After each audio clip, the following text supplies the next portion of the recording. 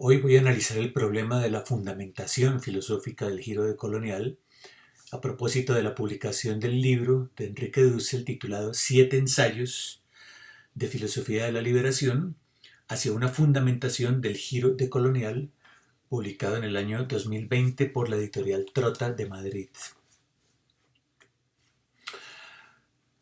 Más allá de las resonancias con Mariátegui, con esto de los siete ensayos, lo que más llama la atención del nuevo libro de Dussel es el subtítulo, hacia una fundamentación del giro decolonial. Como se sabe, Dussel participó junto con otros pensadores y pensadoras de América Latina en la creación del grupo Modernidad-Colonialidad durante la primera década del siglo XXI. Y su larga obra fue, sin lugar a dudas, un referente continuo para los miembros de este grupo. Sin embargo, existía en el grupo lo que podríamos llamar un consenso tácito en que el principal ideólogo del giro decolonial era Aníbal Quijano, creador de la teoría de la colonialidad del poder, que ya estudiamos en otros videos. Sorprende, por tanto, que en este nuevo libro Dussel se atribuya haber realizado la primera formulación teórica del giro decolonial 20 años antes de la formación del grupo Modernidad-Colonialidad. Dice Dussel en las palabras preliminares, cito: "La filosofía de la liberación desempeña la función de fundamentación filosófico-metafísica y ética del giro decolonial. Lo fue así desde su inicio a finales de la década de los 70 del siglo pasado, aún antes de la formulación formal de dicho giro". Y más adelante agrega: "La filosofía de la liberación, 2 décadas antes, ya había comenzado la formulación del giro decolonial antes de su declaración epistemológica y formal, mediante su crítica a la modernidad y mostrando los caminos de su superación". Fin de cita de la página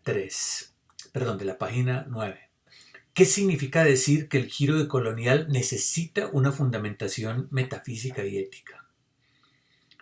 Y también con la pregunta, ¿cuáles son las implicaciones filosóficas y políticas de esta pretensión fundacionalista de Dussel?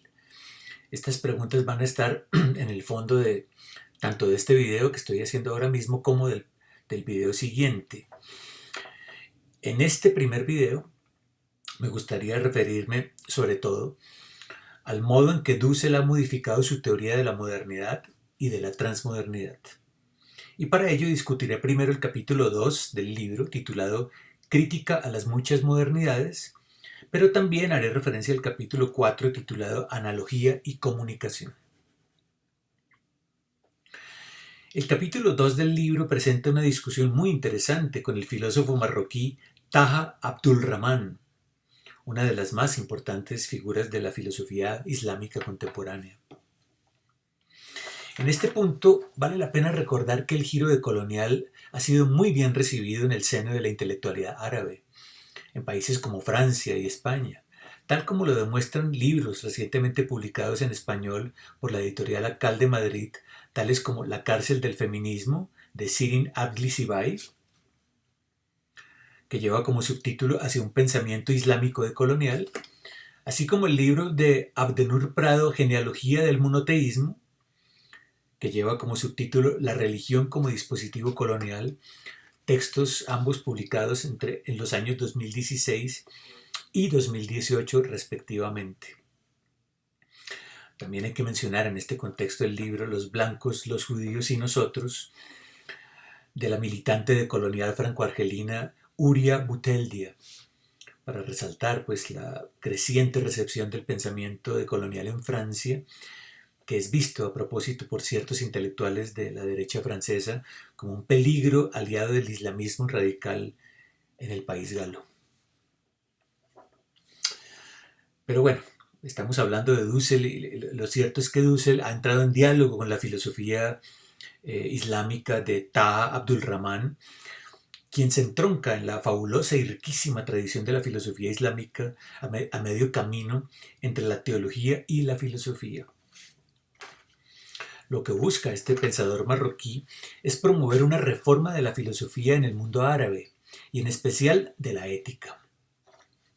Aspira a fundamentar, al igual que Dussel, la tradición de la filosofía islámica sobre la ética religiosa del Corán, de la revelación islámica que entiende a los hombres como seres éticos. Y a partir de esto, Abdul Rahman levanta una crítica a la modernidad occidental, a la que acusa de carecer de algún sentido ético mínimo por haber abandonado la religión. Lo cual no significa un abandono o un desprendimiento de la modernidad, sino una relectura crítica de la misma que intenta captar el espíritu de la modernidad olvidado por la modernidad misma, dice Abdul Rahman.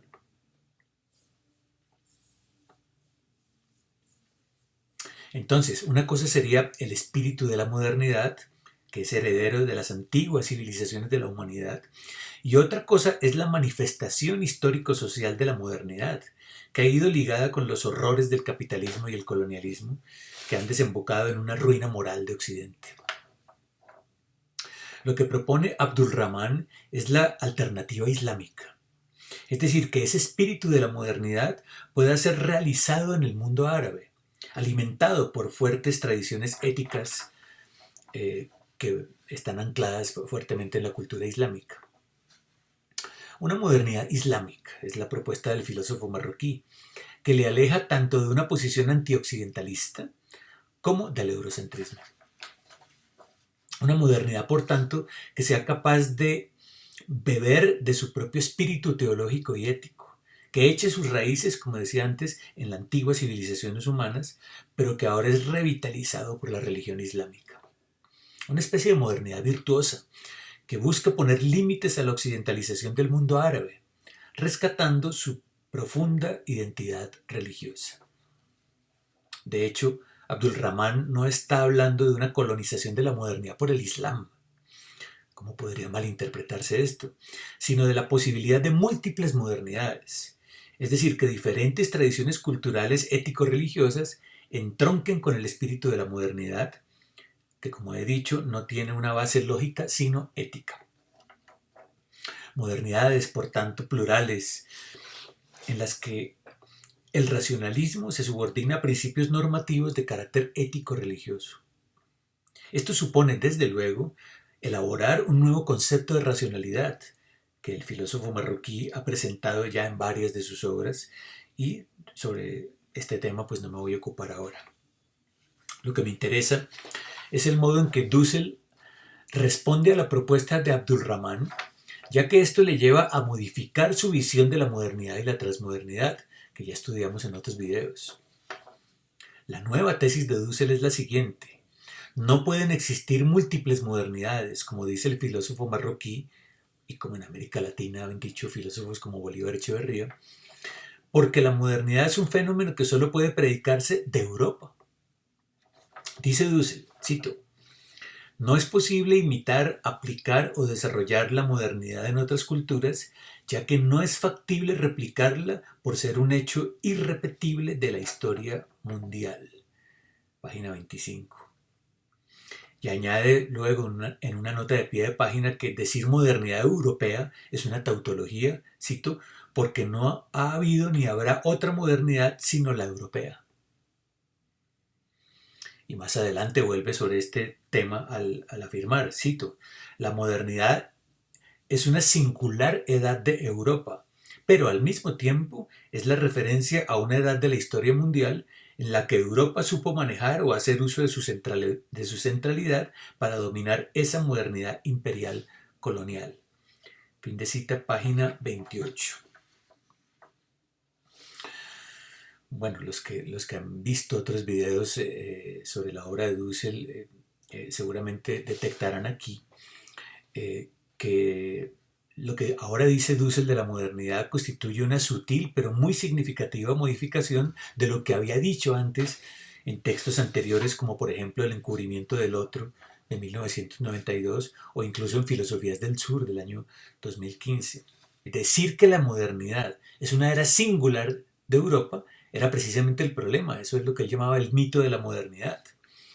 Es decir, ahora, en su versión de 2020, Dussel le devuelve a Europa la patente que antes le había quitado. En realidad, no comprendo yo por qué Dussel ha hecho este movimiento, tal vez en aras de apuntalar su visión de la modernidad para demostrar su superioridad frente a la de Abdul Rahman. Pero a mí particularmente me parece un paso atrás, la verdad. Prefiero mil veces su anterior versión de la modernidad, donde decía que la modernidad no es algo que se predica de Europa, sino del sistema mundo entero en el que Europa adquiere centralidad. Esta tesis se lo ha mantenido, pero su tesis anterior es que la modernidad no es algo que le pertenece solamente a Europa. Ahora bien, una cosa es decir que la modernidad es un fenómeno puramente intraeuropeo, único y singular, que es lo que ahora dice, y otra cosa muy distinta es decir que la modernidad es un fenómeno mundial bajo la hegemonía de Europa. La diferencia radica en que ahora, en la nueva lectura de Dussel, la noción de hegemonía desaparece y retomamos de nuevo al viejo Dussel, al Dussel de los años 70, que entendía el poder como pura y simple dominación.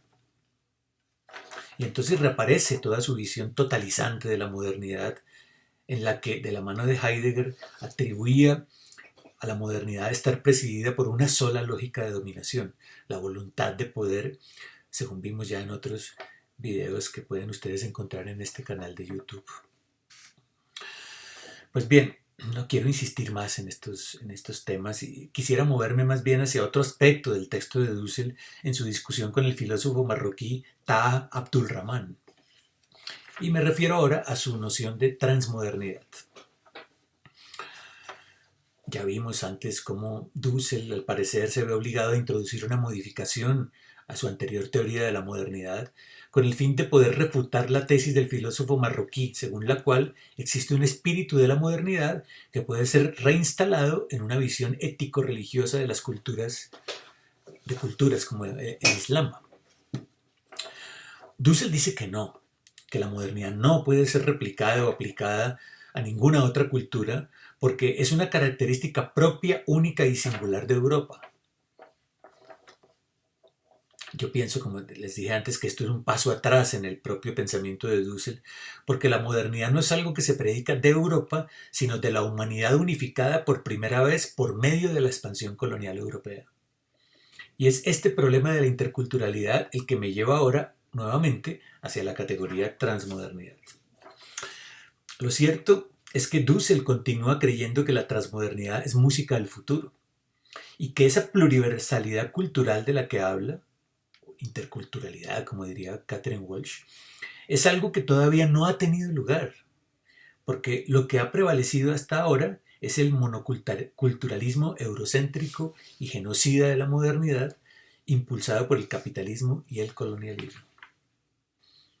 Pero no es solo una visión ciega, sino también sorda, porque ignora el potencial analítico de un concepto que no fue desarrollado por Dussel, sino por Walter Mignolo, el vecino de al lado. La noción de pensamiento de frontera, border thinking. Si nos tomamos en serio este concepto, y sobre ello volveré en el video correspondiente a la obra de Mignolo, entonces veremos que el contacto, aunque fuese violento, de los europeos con las humanidades no europeas, generó desde el siglo XVI un tercer espacio, una zona de frontera, un suplemento, como diría Derrida, que le era externo a ambos, a europeos y no europeos, pero que sin embargo terminó siendo constitutivo de la modernidad en América Latina. Filosóficamente, esto significa que ese tercer espacio o zona de contacto se halla en una relación excedentaria respecto de los conquistadores y misioneros llegados de Europa, pero también con respecto a las poblaciones originarias de las Américas. Hablamos entonces de un doble exceso generado por el contacto y la comunicación de dos culturas absolutamente diferentes. Por el lado de los europeos, y como también lo ha mostrado muy bien Mignolo, todos sus referentes culturales no parecían funcionar en las Américas, puesto que se hallaban muy lejos, en Castilla. Estaban fuera de lugar. Pero por el otro lado encontramos el exceso opuesto. Las poblaciones aborígenes, avasalladas por la presencia del invasor, tuvieron que asimilar una parte del mundo simbólico europeo e integrarlo a su propio núcleo ético-mítico, para usar el lenguaje de Dussel. Lo cual significa que la emergencia de ese tercer espacio, de esa episteme de frontera, hizo posible la eliminación de la alteridad radical de ambas partes y permitió, ya desde el siglo XVI, el comienzo de eso que Dussel llama la transmodernidad. Entonces, lo que quiero decir es lo siguiente: si la transmodernidad es la operación mediante la cual las culturas sometidas se apropian del núcleo normativo de la modernidad y lo integran a su propia matriz simbólica, renovándola, tal como decía Dussel en 1992, entonces diremos que la transmodernidad es algo que siempre se ha dado en América Latina. No es algo que pertenezca al futuro, sino una operación que ha permitido a las culturas subalternizadas combatir la modernidad en su propio terreno y con sus propias armas. Bien, establezco pues la diferencia entre las situaciones de transmodernidad, que siempre las ha habido en la historia no solo de América Latina, sino de todas las regiones colonizadas por Europa. Establezco la diferencia entre eso, las situaciones de transmodernidad, y la civilización transmoderna futura de la que habla Dussel.